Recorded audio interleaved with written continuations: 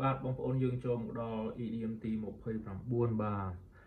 20ជាឆង语បាទ两肋插刀បាទ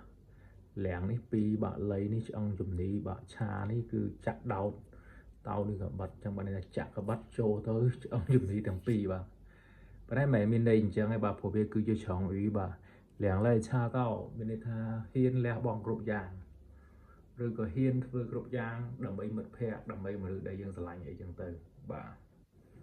គឺភាគច្រើនគឺហ៊ានធ្វើគ្រប់យ៉ាងដើម្បីមិត្តភ័ក្តិបាទ两肋插刀ហ៊ានលះបង់គ្រប់យ៉ាងបាទនេះគឺជារឿងពិតរបស់ខ្ញុំមួយកាលឆ្នាំ2013 2014ខ្ញុំធ្វើការខ្ញុំសំលុយបានប្រហែលជា5000ដែរបាទហើយមានមិត្តភ័ក្តិហ្នឹងស្គាល់គ្នាយូរបាទគាត់ជាមនុស្សល្អមនុស្សស្មោះត្រង់មនុស្សច្បាស់លាស់បាទគាត់ចង់មករៀនតនៅភ្នំពេញមិនគាត់ចង់មករៀនទេកាលហ្នឹងមិនថាគាត់ត្រូវមករៀនតតែគាត់រៀនស្ទាក់ស្ទើរខ្ញុំជាអ្នកជំរុញគាត់ឲ្យមករៀននៅភ្នំពេញទេហើយលុយសំខ្ញុំ5000ហ្នឹងខ្ញុំនឹងជួយទៅគាត់ free តែម្ដងបាទយើងមិនអ្នកមានទេយើងធ្វើការទាំងតដាផ្ដួលសំលុយតែដោយសារយើងឃើញមិត្តភ័ក្តិយើងហ្នឹងគាត់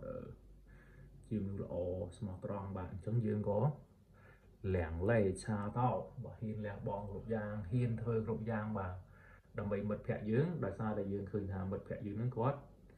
ជាមនុស្សល្អដែរបងប្អូនណាតែគួរឲ្យសោកស្ដាយកាលហ្នឹងគាត់ក៏អត់បានមករៀនតដែរដោយសារគាត់មានបញ្ហាបាទក្នុងគ្រួសារគាត់ខ្លះបាទអញ្ចឹងក៏ធ្វើឲ្យជីវិតគាត់ពេលនេះគាត់ក៏បាទខកខានបាទឱកាសនៃការសិក្សាច្រើនដែរបាទតែក្នុងនាមជាមិត្តភ័ក្តិម្នាក់ដែលយើងឃើញថាគាត់គឺជាមនុស្សល្អយើងក៏បានលះលែឆាតោបាទមិនថាលះបង់លុយលះបង់អីច្រើនទេទៅតាមអ្វីដែលយើងមានដែលយើងបង្ហាញពីចិត្តស្មោះយើងទៅកាន់មិត្តភ័ក្តិយើងដោយសារយើងឃើញគាត់គឺជាមនុស្សដែលមានភក្ដីភាពល្អបាទលះលែឆាតោបាទហ៊ានលះបង់គ្រប់យ៉ាងបាទ